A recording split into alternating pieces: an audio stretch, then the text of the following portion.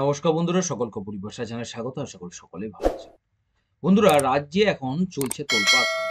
শিক্ষকদেরকে গ্রেফতার এবং তার ফলেই মাধ্যমিকে ডিউটি না করার হুঁশিয়ারি দিয়েছে শিক্ষকরা। রাজ্য জুড়ে একদিকে চলছে ধিক্কার সবার ডাক। আজকে সেই গুরুত্বপূর্ণ বিষয়টি নিয়ে আলোচনা করতে চলেছি, তাই সকলকে বলবো ভিডিওটি প্রথম থেকে শেষ পর্যন্ত অবশ্যই দেখবেন এবং বিস্তারিত অবশ্যই জানবেন।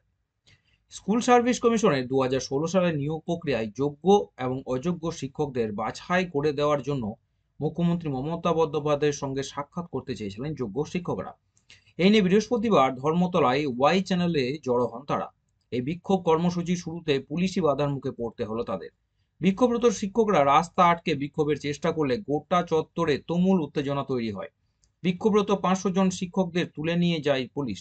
যোগ্য শিক্ষকদেরকে গ্রেপ্তার করা নিয়ে তুমুল সমালোচনার মুখে পড়তে হচ্ছে রাজ্য সরকারকে। এর প্রতিবাদে টিফিনের সময় রাজ্য জুড়ে বিদ্যালয়গুলিতে ধিক্কার সভার ডাক দিলেন এবার শিক্ষকরা। আন্দোলনকারী যোগ্য শিক্ষকদের অভিযোগ, রাজ্য সরকার, স্কুল সার্ভিস কমিশন এবং মধ্যশিক্ষা পর্ষদ এই তিন প্রতিষ্ঠান আদালতে তিন ধরনের বক্তব্য তুলে ধরেছে। সেই কারণে সমস্যা তৈরি হচ্ছে বলে মনে করছেন এসএলএসটি যোগ্য শিক্ষকেরা। যোগ্য শিক্ষকদের বক্তব্য, যোগ্য হয়েও যাদের চাকরি বর্তমানে সংকটের মুখে দাঁড়িয়ে রয়েছে, হিসাব অনুযায়ী প্রায় 15,000-এর বেশি শিক্ষক যোগ্য।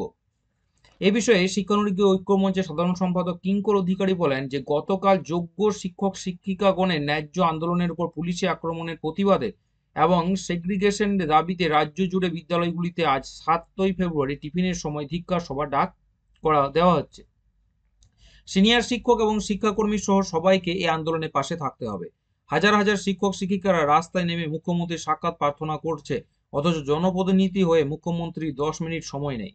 এসএসসি এবং সরকারের দায়িত্ব নিয়ে সেগ্রিগেশন করে যোগ্যদের সসম্মানে পুনর্বহালের দায়িত্ব নিতে হবে। বৃহত্তর গ্র্যাজুয়েট টিচার অ্যাসোসিয়েশনের রাজ্য সম্পাদক মাননীয় সৌরেন ভট্টাচার্য বলেন যে আজ কলকাতায় যোগ্য শিক্ষকদের ওপর যে পুলিশি অত্যাচার হয়েছে তার প্রতিবাদে আমরা আগামীকাল সমস্ত স্কুলে কালো ব্যাজ পরে প্রতিবাদ জানাবো।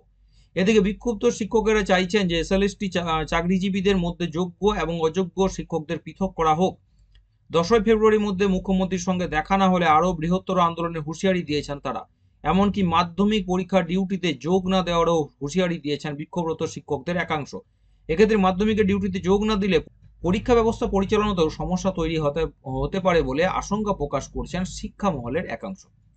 আসছি পরিবারের সকলকে বলবো যে চ্যানেলটিকে অবশ্যই সাবস্ক্রাইব করবেন, শেয়ার করতে ভুলবেন না, নোটিফিকেশন বেলটা অবশ্যই অন করে রাখবেন, ভিডিওটা লাইক করবেন। সকলে ভালো থাকবেন, সুস্থ থাকবেন।